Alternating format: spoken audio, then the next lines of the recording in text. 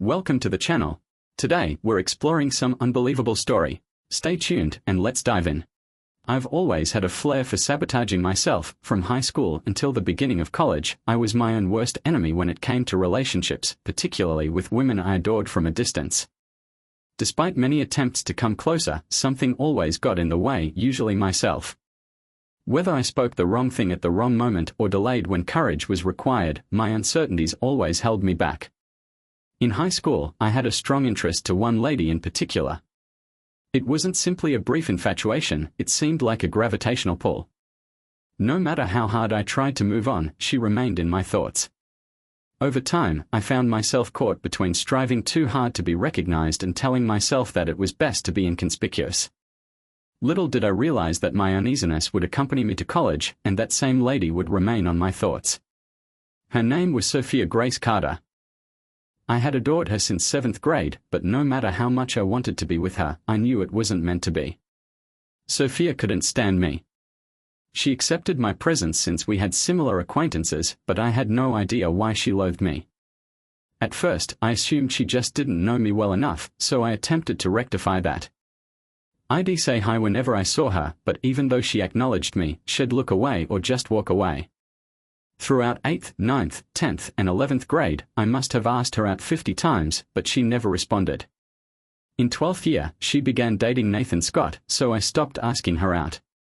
I didn't expect to see Sophia after graduation, so I was startled to see her on her first day of college.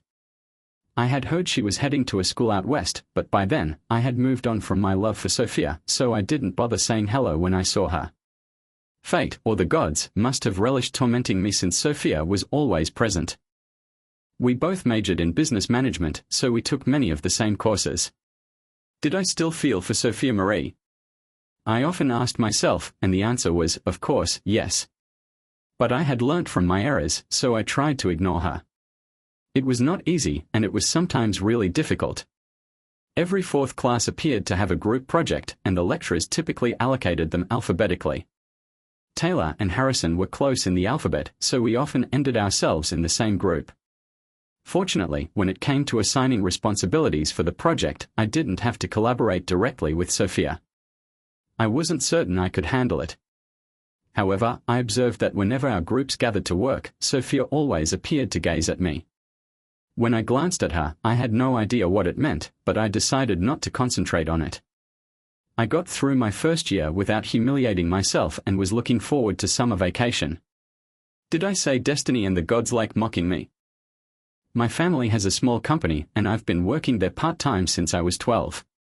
Summer is our busiest season, and my father usually employs additional labor for the occasion. A week after school finished, I came at work, and Dad summoned me to his office. When I stepped in, Sophia Taylor was seated there. As soon as I walked in, Dad remarked, "Good news and bad news, Daniel." The bad news is that Benjamin had a family issue and needed to go back to Oregon. He expects to be gone for a month or two.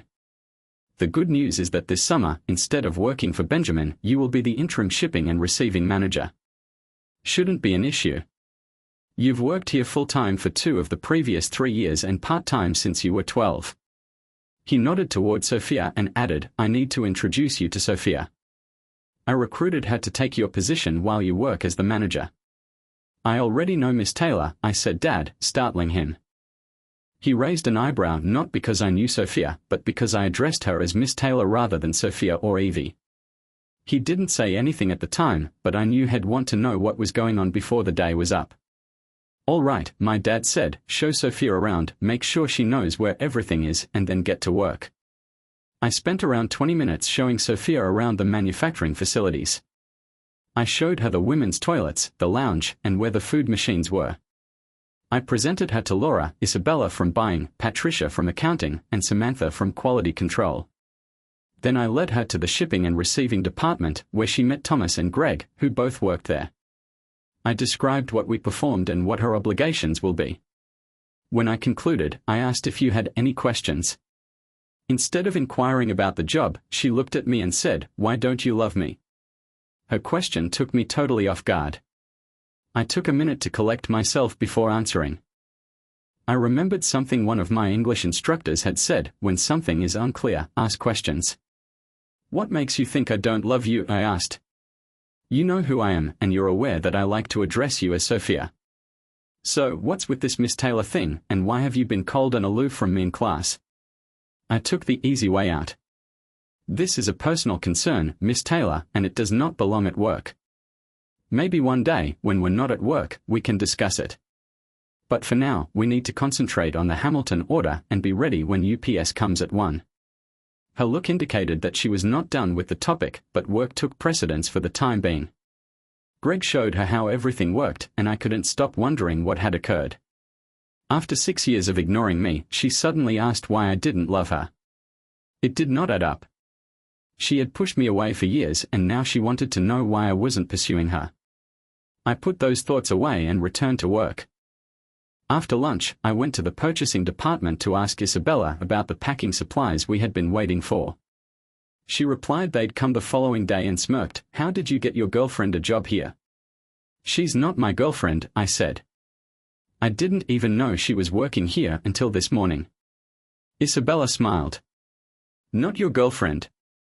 Come on, Daniel. She really wants to be. I shrugged it off and returned to shipping and receiving. Sophia and I had very little contact during the following 2 days. On the next day, I was eating lunch at a restaurant near work when Sophia came in, saw me, and sat across from me. We're not at work, Daniel, and we're off the clock, so tell me about the Miss Taylor issue, and why don't you love me? I groaned and turned the question back on her. Why would you expect me to love you after the way you've treated me since 7th grade? Why should I? You've turned down my invites more than once. Remember when you said coldness, Miss Taylor? Haven't you been cold and aloof to me all these years? Why would you expect me to be nice and welcoming after being treated so badly? I don't dislike you, but the way things were has left me indifferent. Her expression altered. She wasn't accustomed to being talked to in that way, and it plainly bothered her, but she had asked, and I had responded. She gazed at me with an inscrutable face, then rose up and departed without saying anything. The remainder of the week passed peacefully. Despite the fact that we worked close together, we chatted only about work-related matters. On Saturday afternoon, I visited the country club where my family has a membership. Sophia's family also had memberships, and I had seen her there over the years. Fortunately, she was there with 2 high school pals. I have to confess that seeing the 3 of them in swimwear made a strong effect.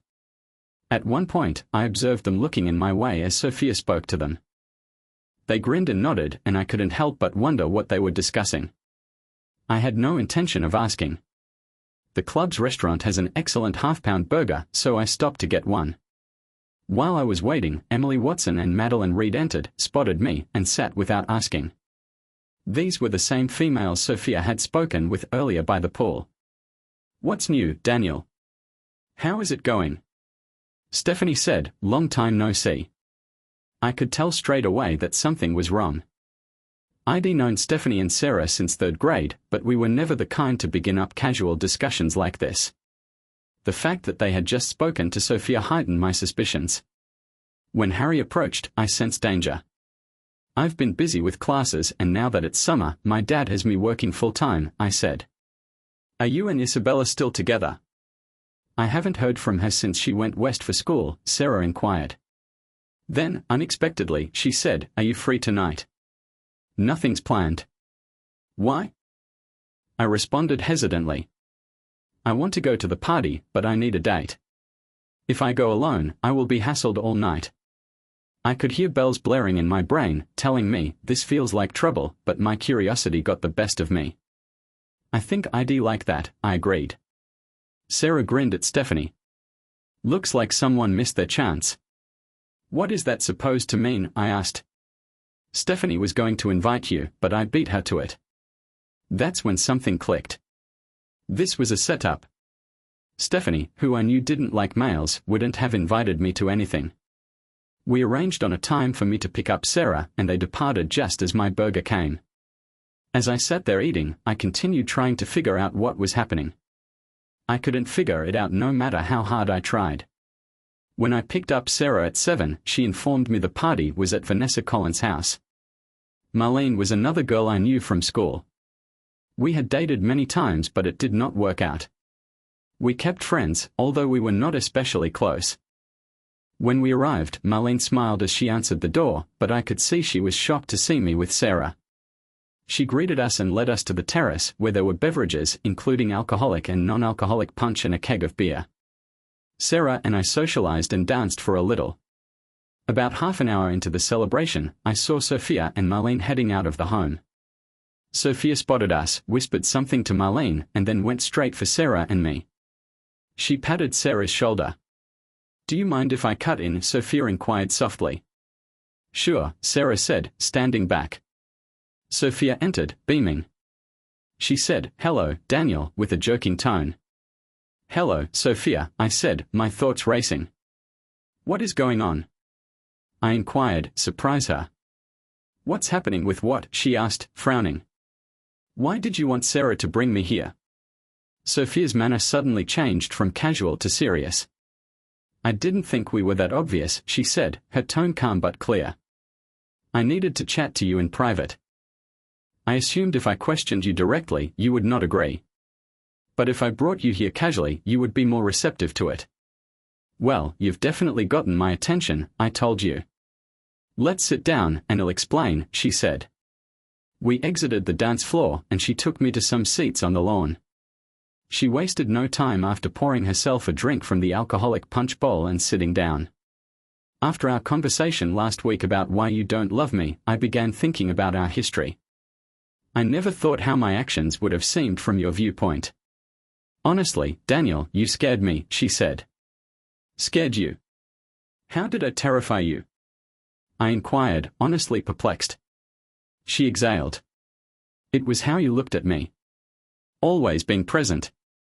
Looking back, I think it was more like stalking than a crush. A stalker." I was utterly taken off guard. "Let me explain," she said. "You did not know my sister, Madeline. She's 6 years older than me and went to state to study art." A man continued asking her out, but she was not interested. "He behaved just as you did, continuously observing her and always around. He eventually assaulted her at a party. Fortunately, other people overheard her ranting and intervened before things became worse. After that, every time I saw you, I thought of him and what had happened to Madeline." I sat there, startled. "Sophia, if you had let me, I would have shown you nothing like that." "I know that now," she moaned. "When you originally invited me out, I was interested in Danny Freeman and tried to win his attention. I turned you down because I did not want to risk losing him. When I realized Danny wasn't interested, I couldn't stop thinking about Madeline's experience. So, sure, I was cold and harsh to you because I believed you were a stalker." Sophia stopped to sip her glass. "Looking back, I knew I was mistaken. But by the time I realized that, you were already with Samantha, and I felt it was too late to say anything, so I simply let it go." I leaned back, attempting to understand what she had said. "Well, I'm glad you don't think him some kind of creep anymore, and since you've explained all this, maybe you'll stop calling you Miss Taylor and go back to calling you Sophia, if you're okay with that." She smiled warmly but did not answer quickly. She just gazed at me, as if attempting to read my thoughts. After a time, I stood up. "Anyway," I continued, "I need to find Sarah and make sure she's having a good time." I walked away, leaving Sophia sitting there, plainly surprised by my response. I wasn't sure what she anticipated after telling me all that, but I doubt it was apathy. I discovered Sarah conversing with Michael Stone and Jason Brooks. She gave me a perplexed expression, while Randy and Rick scowled at me as if to scream, "Get away." I ignored them and offered my hand to Sarah. "Our dance was interrupted," I said. "Let's finish it." Sarah paused, plainly unhappy, but she couldn't reject without making a scene. She forced a grin and replied, "Okay, let's go." As we danced, I said, "So, who is going to take you home tonight?" "Randy," she confessed unwillingly. I nodded. "Well, I do not want to spoil your night. After this dance, I will leave." "Why would you want to leave?" she asked. "The plan was for you to end up with Sophia tonight." I grinned. "Sophia and I just had a 10-minute talk regarding 6 years of coldness and mistreatment. Perhaps things will improve at work, but that is all that has changed." The music ended and I thanked Sarah for the dance before returning her to Randy and the company. She grabbed my hand and stopped me. "Oh no," she said firmly. "You aren't leaving. The rule is that you must dance with the person who brought you and depart with the same person. You are stuck with me tonight." I raised an eyebrow. "Is that the rule from the girl who has already arranged for Randy to drive her home?" She laughed. "Rules have exceptions." She drew me back onto the dance floor, and while we danced, she said, "Why have we never really hung out before, Daniel?" "That's a question only you can answer, Sarah," I told her. "I asked you many times, but you always said no." I probably had a solid explanation back then, but I don't recall it now. I will have to think about it. My issue is, I suppose I'd want to make it up to you, but Sophia is my friend, and she's working hard to win you over. I do not want to screw it up. I simply don't see why she's interested now. From 7th grade until we graduated, she made it apparent that she did not care about me. I don't see what has changed. All I know is that she pushed me to bring you here tonight, promising that if things went her way, she'd depart with you. That made you intrigued. And now you are fascinated. Guilty as charged, I laughed.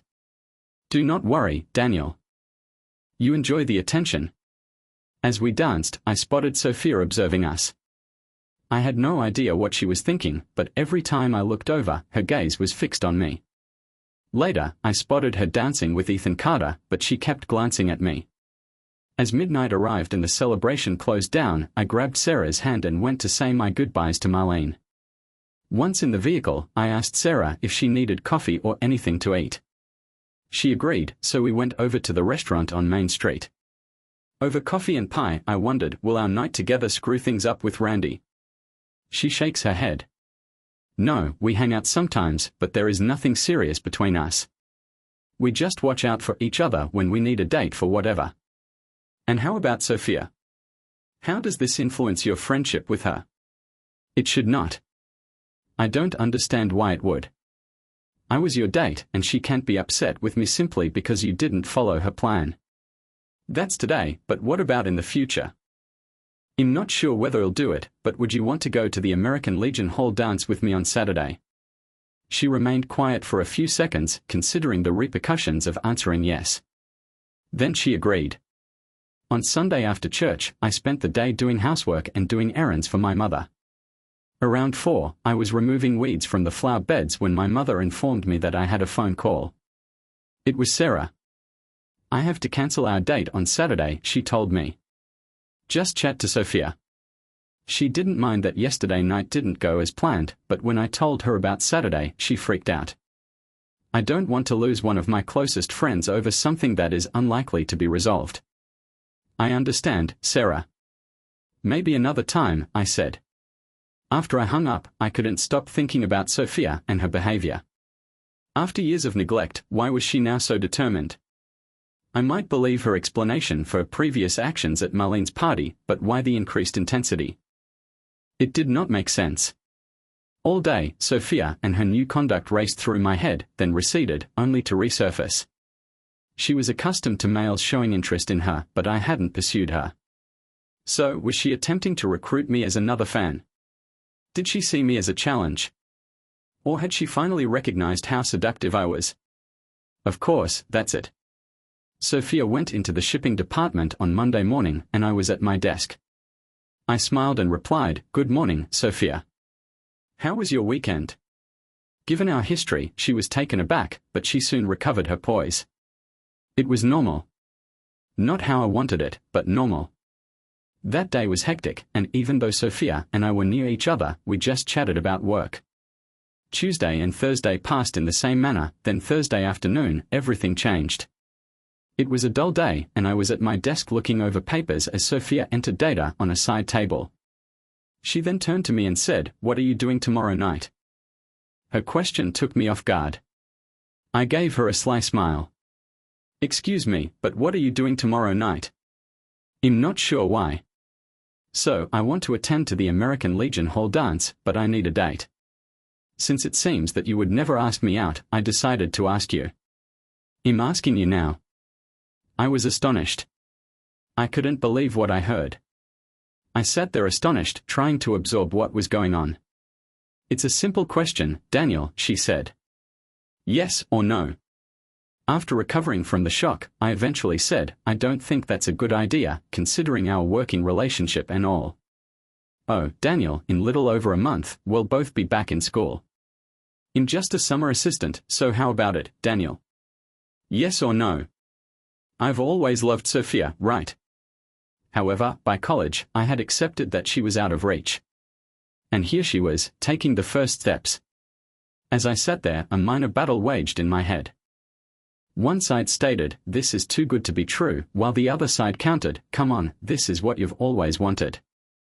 The first side cautioned, this will end badly, but the other side murmured, she definitely wants to get to know you better. What is the harm? Some other person would have replied, no way, when faced with years of frustration, but I wasn't that guy. Yes, I answered. I'd like to take you to the American Legion Hall dance on Saturday. When I picked Sophia up on Saturday, I realized why I had been smitten with her since 7th grade. She looked lovely in her short black dress and shoes. I had a good glimpse of her legs as I assisted her into the vehicle. As I took my seat, Sophia added, I've been thinking about this a lot. What are you thinking about? I asked. I guess I'm trying to figure out what I missed by being so awful to you in school. The reality is, you did not miss much. I was so scared around you that I couldn't think clearly. I would have probably done something crazy to disgrace myself. Were you genuinely into me? She inquired, her tone mocking. Past tense. So, have I lost my appeal over the years? I grinned. I think the fact that we're both in this truck right now should answer that. I had an excellent time during the dance. There were a few recognizable faces, such as Sarah and Randy, and we ended up pulling several tables together. Sophia and I danced beautifully together, flowing effortlessly across the floor. During a soft song, she leaned in and placed her head on my shoulder, and I couldn't help but resent the gods for not allowing this sooner. I danced a few times with Sarah and a handful of other females, but Sophia and I remained drawn to one other throughout the night. During a waltz, Sarah stated, looks like I missed my chance. I laughed. You had lots of opportunities. Every time I asked you out, you declined. That's because I was always dating someone when you asked. You should have continued trying. You would have caught me while I wasn't looking at anybody. Well, crap, if only I'd known. It is not too late. If things don't work out with Sophia, you can always phone me. Yeah, and then you'll tell me, sorry, I'm dating someone now. If that happens, I'll drop him before missing another chance with you. I wondered what was going on with these females. Suddenly, I am the flavor of the month. I understand what you're thinking, Daniel, Sarah added, giving me a knowing look. I bet you're wondering why females are suddenly interested in you. Yeah, I said. I am. There are many causes. First, the females are speaking. Elena gave you excellent scores, and now that she's gone, others want to know what she thought was so terrific. Second, it's just human nature. Someone else wants it, and then everyone else does. The song finished, and Sarah escorted me back to our table. Her words rang through my head. About a half hour later, as I was dancing with Olivia Bennett, she remarked, are you seeing anybody now that Elena has left? I've dated a few people, but nothing serious. I understand the sensation. I've been at a loss since Rory began full-time studies at Florida State. I was not stupid. I recognized an invitation when I heard it. I began questioning whether Sarah was correct about everything. Clara Mitchell stopped me on my way back from the restroom. Hey, Daniel. I haven't seen you in ages. I've been busy with school and job. How about you? Same here. I heard you hadn't dated anybody since Elena. You have my number. Call me, she murmured, dashing into the women's toilet. I couldn't help but reflect back on what Sarah had said. Abigail was my first, and for a time, I believed I was doing well. Then she informed me that she had a date with Brandon Foster. I was young and quite ignorant back then. After her, I dated a few others but had little luck until I met Victoria Lane. We dated for a time, but she ended up telling me the same thing Abigail said. Then came Elena.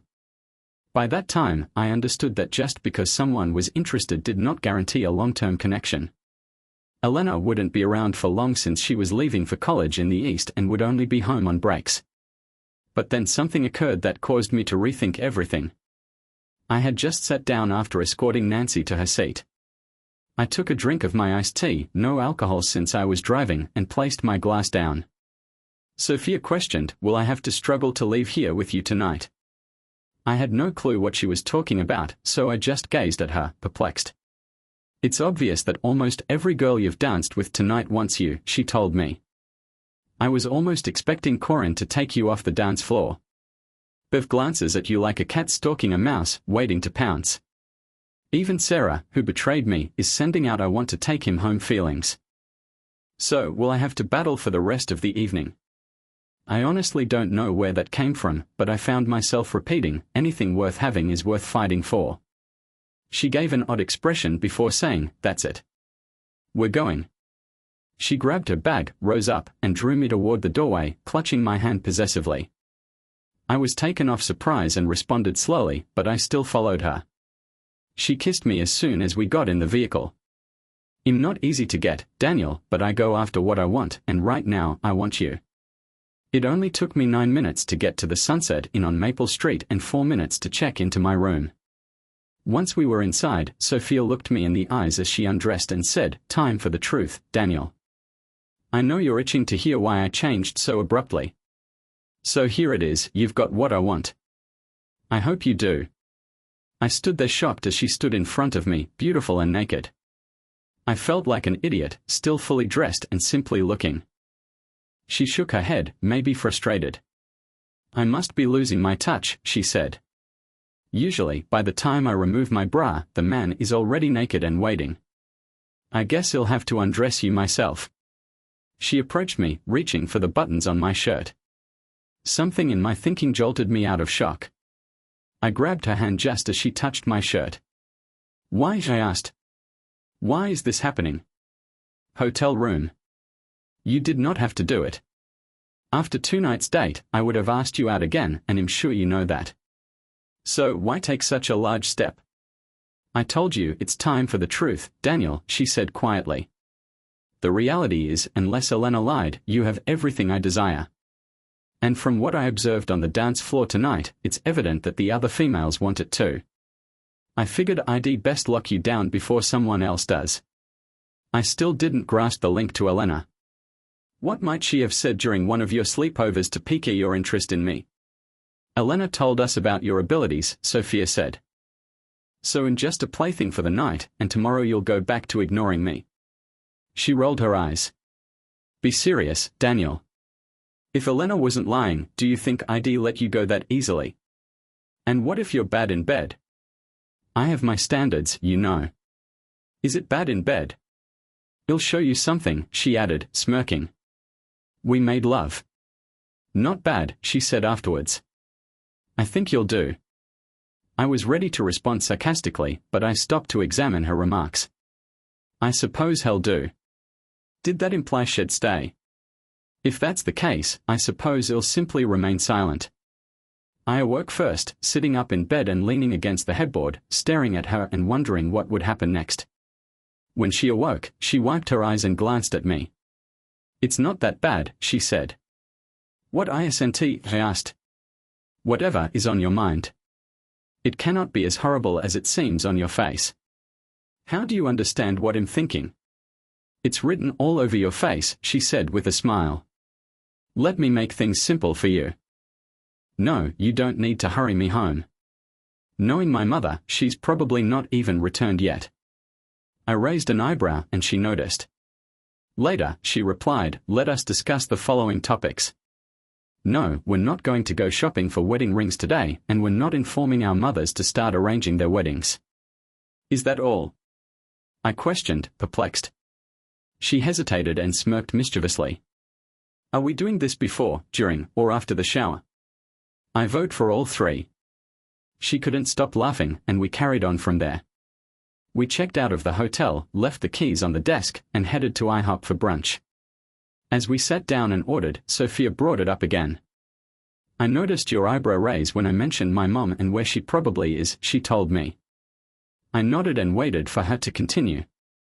My father died 6 years ago. My mother is a gorgeous lady who is still healthy and active. She mourned for approximately a year before seeking for someone new. She often says no one compares to my dad. I told her she'd never find someone like him since he was unique, and she'd have to settle for second best. She took a drink of her coffee before continuing. She's still seeking, let's be honest. She's a healthy lady who needs to live. She does not want to set a terrible example for me, therefore she does not bring them home. She believes I don't understand when she says she remained at a friend's place because she drank too much. I listened, taking everything in. Now that we've clarified that, let's get back to you. Was yesterday night enjoyable for you? Definitely. Do you want more? Same answer, I said, smirking. She gazed at me intently. So much that you would abandon all the other girls? I grimaced, but before I could answer, she went on. I am not talking about getting married, I am asking if you can be exclusive. I looked at her, uncertain what she meant. I don't get it. Oh, you get it, she replied. You simply aren't ready to acknowledge it yet. Let me spell it out. She leaned in slightly. I went into last night thinking that if Elena wasn't lying, I'd keep you to myself. But even if she was, it would only be for one night. It turns that Elena did not lie. She couldn't even do you justice. Sophia stopped, allowing me to comprehend what she was saying. Then she said, last night occurred because I saw how the other females were staring at you. It was clear to me that a handful of them intended to make a move. I don't share my toys, so can you stay exclusive to me, or will you want to try everything else? I had not considered this idea. When we entered the hotel the night before, I assumed Sophia was only trying to fulfill her curiosity and that it would be a one-night stay. I wasn't going to lie, I wanted to be like a child in a candy shop, but the other females Sophia named, and even a couple she didn't, weren't the ones I'd been fantasizing about since 7th school. In other words, they were appealing, some even brilliant, but they were not Sophia. If Sophia offers me exclusivity, I believe there will be exclusivity. I grinned and told her I can be faithful. And I was. Over the following month, Sophia attempted to win me over with the females she listed and those she didn't, but I was uninterested. Why should I be? Sophia had created a new standard. She was my highest standard. However, everything changed when we returned to school. As we walked from our 10 courses to the student cafeteria one morning, I casually inquired about her plans for Saturday night. In going to the Keith Urban concert, she told me. Damn, girl, couldn't you have given me a heads up? I'm not sure whether I can obtain tickets last minute. Greg already bought them. I paused in my tracks. Greg? Yeah, I'll go with Greg. Greg had transferred from another institution and was enrolled in many of our business subjects. I let her words to sink in. Let me get things straight. Are you going on a date with Andrew Davis on Saturday? That's right. By then, we had arrived at the dining room, and Sophia turned to walk inside. I continued walking. I heard her say, "Wait, Daniel," but I ignored her and ran away. That afternoon, we both had a business class, but we had allocated seats, so I didn't have to sit next to her. She sat at the front, 2 seats away from Greg, and I couldn't help but notice. I was sat in the back, far enough away to escape before she caught up with me. We didn't do anything together for the remainder of the day, but I knew I couldn't keep avoiding her. That evening at work, I attempted to maintain my distance, but Sophia made it difficult. Finally, around 10 minutes before the end of her shift, she approached me. What is wrong with you, Daniel? Why are you behaving like this? I stared at her coldly. Miss Taylor, you're in college, you can't be that dense. What did you expect to happen when you informed me you were going on a date with another guy? It isn't like that, Daniel. He recently got concert tickets and asked if I wanted to attend. You know how much I adore Keith Urban. Then, Miss Taylor, you should have asked me for tickets when you learned about the event. But didn't you? Remember our first night together when you discussed faithfulness and wanted exclusivity? I hadn't realized it solely pertained to me. Silly me. Shame on me for being so ignorant. Her face became pallid. That's not how it is, Daniel. Isn't it? Now I realize our relationship is so delicate that it may disintegrate over a concert ticket. If you'll excuse me, I have to go get a date for Saturday. I turned to move away from her. That night, I told my mother everything and requested her not to accept any calls from Sophia.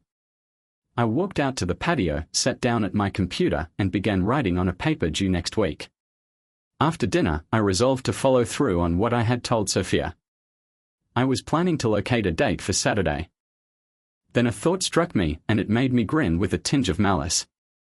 Who better to take out than one of the females Sophia was concerned about the first night we met? My initial option was Sarah, but despite her promise to contact if things didn't work out with Sophia, she remained Sophia's closest friend. No matter how angry I was, I didn't want to jeopardize their relationship. So I chose to contact Olivia Bennett instead. To my amazement, she accepted to the date immediately. The question, "What about Sophia?"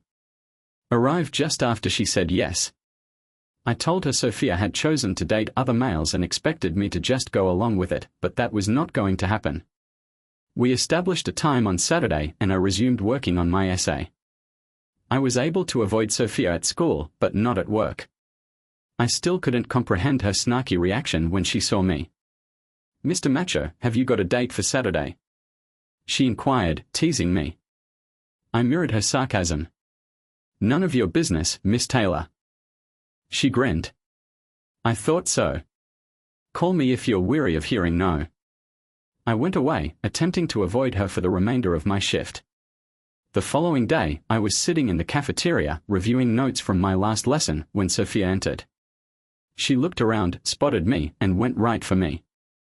I immediately collected my belongings and stepped up, just as she sat down. "Where are you going, Daniel?" she asked. I ignored her and went away. That Saturday, I picked Nancy up at 7 and took her to Texas Roadhouse for supper. Afterward, we went to the American Legion Hall for the Saturday night dance. We had a terrific day, however a few folks gave us strange glances when they learned I wasn't with Sophia. We departed at 11 and stopped at the corner cafe for cake and coffee. We'd been there for approximately 15 minutes when Sophia and her date entered. They were laughing and enjoying one another's company until Sophia saw us. When she realized that I had a date with one of the females she had been concerned about, the astonishment on her face was obvious. Her eyes met mine and I returned my focus to Nancy. Nancy sensed the tension and remarked gently, "Sophia hasn't stopped gazing at us since she sat down. Are you certain it's over between you two?" I shrugged. "Think about it, Nance. Is she sitting with me or another guy? I just didn't want to be the one to ruin your relationship. Relax. I did not contact you till she informed me she wanted to date other men." Nancy still seemed nervous. "Can we leave? I'm not comfortable with her sitting there gazing at us." We exited the restaurant, and as we got in the vehicle, I said, "What do you want to do next?" She startled me with the statement, "I was hoping you'd take me to a motel." My disbelief must have been evident because she swiftly continued, "Let's be honest, Daniel. You have no strong sentiments for me but compassion. It's just pity, right? We don't have a future, just a few dates." I wasn't sure what to say, so I just nodded. She said, "I had a wonderful friendship with Rory. We made love 3 or 4 times every week until he moved for Florida. I haven't had sex since and I can't wait any longer." I was perplexed. "Nance, you are a lovely girl. There must be a lot of males that want to date you. They are out there, but they just want sex. And, although my body desires it, I don't want to make my life a succession of one-night affairs." "So, how am I different?" I asked. "Daniel, you are a decent man. You are not an a-hole, and Elena promised you would not let me down." I chuckled. "But, according to you, in just a temporary remedy. No profound sentiments, only pity, correct?" She smiled faintly. "There are several types of one-night hookups, Daniel. Some men simply want to boast, 'Hey, I hooked up with Nancy.' Others get up the following morning, smile, say thank you, and go without a fuss. Elena said that you are the second sort. The kind of person who can have a casual relationship." I thought about it for a bit before smiling at her. "I guess I can be your plaything for the night." Nancy liked the night as much as Sophia and I did, but we didn't spend the whole time together since I had to take her home. However, we agreed to meet again the following day. We spent Saturday at a hotel and Sunday at her home while her parents were away. By the time I arrived home that evening, I had decided I loved the setup, sex without commitment. Nancy and I could be friends with benefits as long as she wanted, and there would be no hard feelings when it was over. We decided to be exclusive while seeing one other, even if it was only for pleasure. I avoided Sophia at school on Monday, but I couldn't get away from her at work. To my surprise, she was nice and did not mention the incident. I felt relieved, but also little irritated. I didn't want drama, but part of me thought she should attempt to mend what she had done wrong. Sophia finally addressed it on Thursday. I was grabbing a Coke from the break room when she came in. She took a bottle of water and sat across from me. "I heard you and Olivia Bennett have been spending a lot of time together," she said without looking at me. I sipped my drink and nodded. Was I so easily replaced? As I remember, you discontinued our so-called exclusive connection, allowing me to meet others. Nancy was the first to say yes when I began phoning. She scowled. "Damn you, Daniel. Why can't you see that going to the concert with Greg meant nothing?" My patience was wearing out, so I placed down my drink. It may not have meant much to you, but it meant a lot to me. It indicated I could not trust you. That's ridiculous, Daniel. No, it's not, Sophia, and you know it. She groaned, frustrated. Do you truly believe that? Of course, I do. Sophia, this is how I envision it. You remark to someone that you adore Keith Urban. Greg overhears, sees a chance, buys tickets, and informs you that he has an extra one. You couldn't acquire a ticket since they were sold out, so Greg was your only choice. She crossed her arms. For God's sake, Daniel, it was just a concert. I shook my head. No, it was not simply a concert. Greg knew you were my girlfriend. Everybody did. He pursued you anyway, and you went along with it. I rose up and checked the time. I need to return to work. Without waiting for a reaction, I walked away. Sophia began to avoid me after our chat, which eased me. The drama had finally ended. Nancy and I dated for another 2 months before she terminated things. She met someone she saw as a potential long-term relationship. I wished her the best and continued on with my hectic schedule of essays and research tasks. I refrained from dating for a time. Sophia and I were both studying to be business managers, so we still took lessons together. We were friendly, but we didn't say much, just exchanging nods when we crossed paths. When I eventually started dating again, I would sometimes see Sophia with other men. I never saw her with Greg again. Meanwhile, the female I was dating remained the same every time Sophia saw us. Another of the girls Sophia was concerned about when we first met. But this time was different. Alyssa was not one of those females who just wanted to see what I was like in bed. She was genuinely wary when I initially asked her out.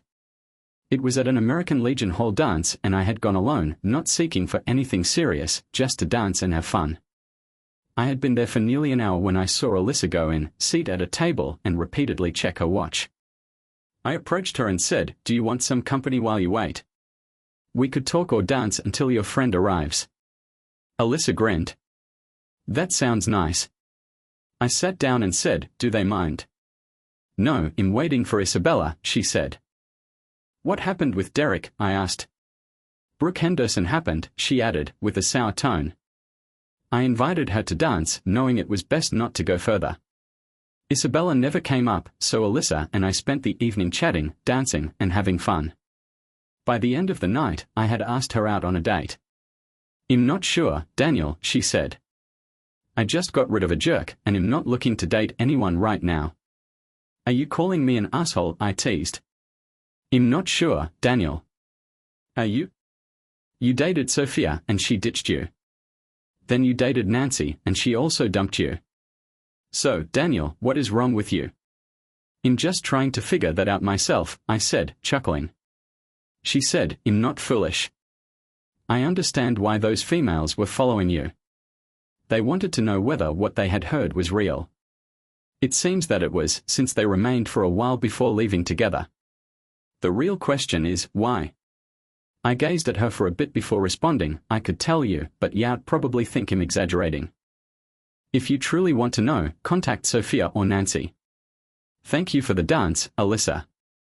Take care, I murmured before standing up and leaving.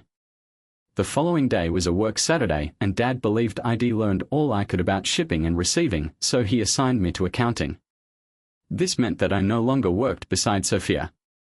At lunch, I was sitting in the break room with a Coke and some chips when Sophia stepped in and sat with me for the first time in weeks. I got a weird call last night, she said. I continued eating while waiting for her to continue. Alyssa Collins called and asked why I left you, she told me. Why did she do that, I asked. You'll have to ask her, Sophia said. I did not abandon you, Daniel. You pushed me away by behaving stupidly. I did not want it to end, but you made it happen, so go tell Alyssa. I got up and returned to work. 2 weeks later, I ran across Alyssa again at another American Legion Hall dance. This time, I was sitting alone since all of the bar chairs were occupied. Alyssa stepped in, saw me, and approached. Do you mind if I join you? She asked. Do you really want to be seen with a jerk? I answered harshly. She sat down. That is not the mindset we need if we want this to succeed. We need to see whether there is something to build on. You invited me out, Daniel, and I did not say no. I merely had some inquiries and you directed me to where I could obtain answers. So I did. Now the only issue is, when are we going on our first date? What about tomorrow? I proposed. Dinner and a movie. I like that, she remarked with a grin. Now, let's go dance. We spent the night dancing, drinking, and talking. I found out that Alyssa had phoned both Sophia and Nancy. Nancy had previously told me she regretted breaking up with me and that her new boyfriend did not compare. Alyssa ultimately relayed Sophia's reply. Sophia was angry when she found out I was dating Alyssa, expecting I would return to her following my romance with Nancy. She apologized for what had transpired between us. I shrugged and said it was her decision. Let's go dance, I suggested. The date with Alyssa went well. When I sent her off, she gave me a sweet kiss and we scheduled another date on Tuesday, which led to numerous more. As I escorted her to the door after our 5th date, she inquired, will you make the first move, or will I have to? I paused, recalling our previous chat about not being like other males. Oh, come on, Daniel, she said. We've gone over this. It's time to go to bed. She opened the door and took me inside. It was a long night, but since it was a free Saturday, I didn't have to worry about work the following day. Over breakfast, she said, what are the plans for today? Whatever you want, I said. Don't think you can keep up all day and still be good tonight, she told me. I thought you loved me, not just saw me as a toy, I told you. Well, you like it, she smiled. Probably, I concede. We enjoyed a wonderful weekend together, but after the school year finished, Alyssa went for Arizona and never returned. I never heard from her again. During the summer, both Sophia and I worked full-time. We were cordial, but maintained our distance, exchanging hello in passing. One Thursday, Sophia sat across from me in the break room. Daniel, I need a big favor, she stated. I gazed at her and waited.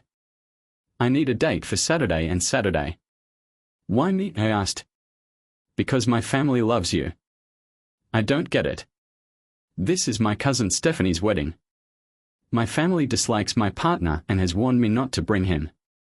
They adore you, however, and have constantly told me that I should not have let you leave. Please help me. I had no arrangements and it didn't seem like a true date, so I accepted. Sophia shared the specifics. We drive to her uncle's house in Willow Creek on Saturday, relax by the pool before the rehearsal dinner, and then either leave after the wedding Saturday night or stay until Sunday. I expected her to use the vehicle trip to propose we get back together, but she simply mentioned school and work. She added that her father was transferring her to buying, which I already knew, and that he was cycling her around several divisions in the family firm. What she did not tell was that her uncle had a mansion.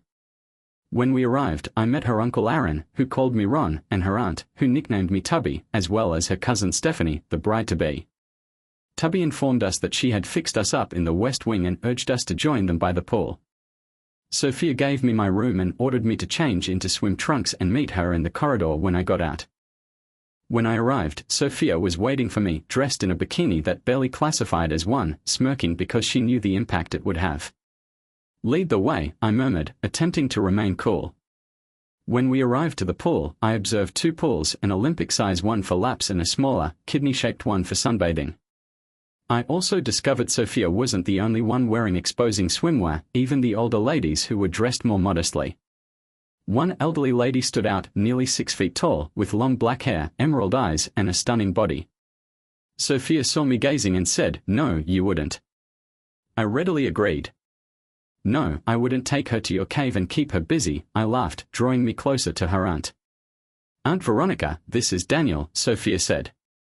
"Meet my Aunt Veronica," she added. Aunt Veronica looked over me and whispered, "If you lose him, call me. He looks tasty." Sophia laughed. "Watch out, Daniel.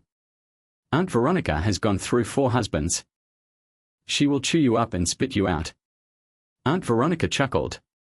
"I'm not that bad," she remarked, looking at me. "Says the woman with 4 ex-husbands." Sophia joked, "And I'd better get you away from her." As we moved away, I looked back and saw Aunt Veronica wink. Sophia's beauty was plainly inherited.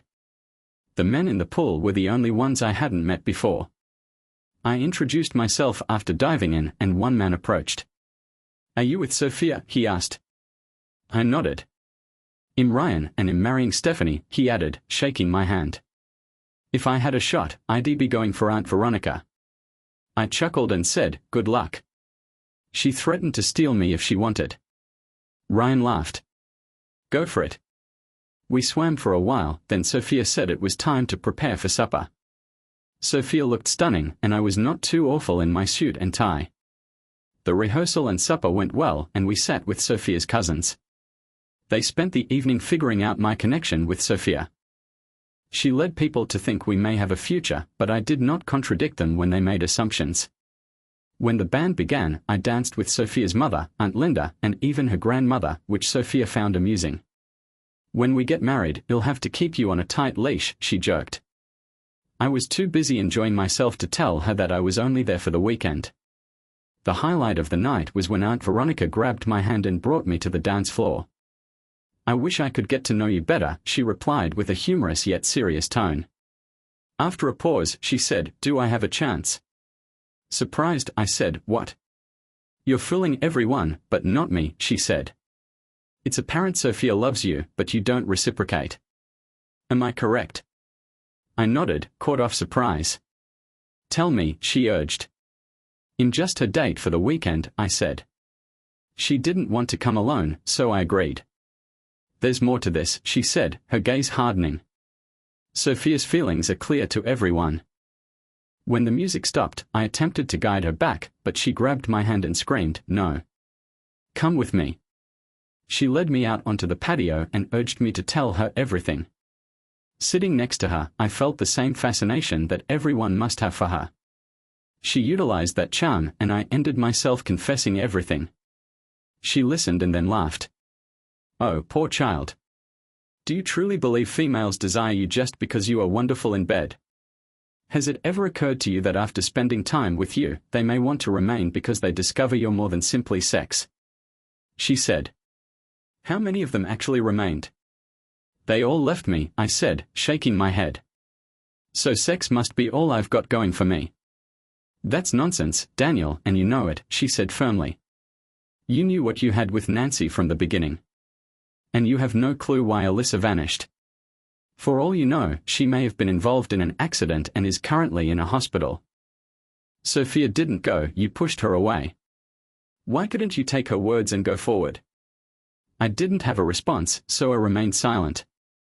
"I can tell from the way my niece acts that she really wants to be with you," Aunt Veronica stated. "Why not give it another go, Daniel? What have you got to lose?" We sat quietly for a time before she spoke again. "So, Daniel, are you very excellent in bed?" "Some girls appear to think so." "I'll make you a deal," she said, leaning forward. "Give my niece another opportunity. If things don't work out, I will sleep with you personally. It's a win-win for you, Daniel. Think about it." She stepped up and said, "The music is playing again. Let's dance." As we stepped back inside, I could feel every eye on us. Everyone was curious what I had been up to with Aunt Veronica on the patio. We danced 3 songs before I walked her back to her table. When I returned to mine, Sophia was still dancing with her cousin, so I avoided asking any questions for the time being. At the very least, Sophia remained on the dance floor for another song, this time with the best man. I was watching them when Sophia's mother drew me up from my seat and onto the dance floor. "So, what were you and your sister doing out on the terrace?" she questioned, narrowing her eyes and attempting to be light-hearted. I said she wanted my body, but I fought her off. "Don't give me that nonsense, young man," she said severely. "First, we both know that if Abby wanted you, she would have gotten you. Second, Abby would never kidnap a guy from her family, and last, she adores Sophia. She's her godmother, for goodness sakes. She would not injure her for anything. She just wanted to know your intentions concerning Sophia. Do you think we were out there that long for that?" I inquired, annoyance coming into my voice. "In just answering questions," she said, becoming agitated. "If you need to know what happened, ask Abby herself." The music ended, and I guided her back to the table. She grabbed my hand and tried to stop me. "I'm not done talking to you yet," she said forcefully. "This is what's known as a conflict of interest, Mrs. Taylor. You want to talk, but I don't," I murmured, withdrawing my hand. "I'm going back to my room." I left her standing there and returned to my room at Uncle Jonathan's. As I laid in bed, I debated packed things and returning home, but I decided to take responsibility for once.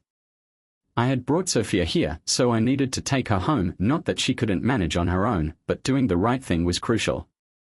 I was almost asleep when I heard a knock at the door. I stood up and reached for the doorknob when I heard, "Open up, Daniel. This is Abby." I opened the door, but instead of Aunt Veronica, Sophia went in and closed it. I wasn't sure if you'd open it for me, but I knew you'd open it for Aunt Veronica, she added, somewhat agitated. "You may be such an a-hole at times, but you are mine. You have to get over it, Daniel. You are mine, and I will not leave. Whether you like it or not." I raised an eyebrow. "So I don't have any say in this?" "No," she said firmly, shaking her head. "I have decided. I'll remain your children's mother and bedmate till the day we die." I chuckled, but Sophia was serious. "Okay, I know I behaved silly when Greg waved those Keith Urban tickets in front of me, but what were you thinking at the time? All he received was a goodnight kiss on the cheek. There's nothing more. I never went out with him again, despite a dozen requests." She softened and said, "I understood you'd definitely go if I didn't muster the courage to follow you.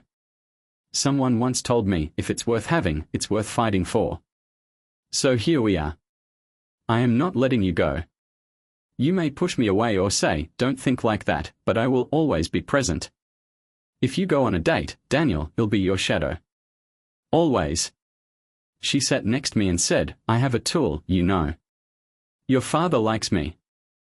I'll be an excellent daughter-in-law and give him fantastic grandkids.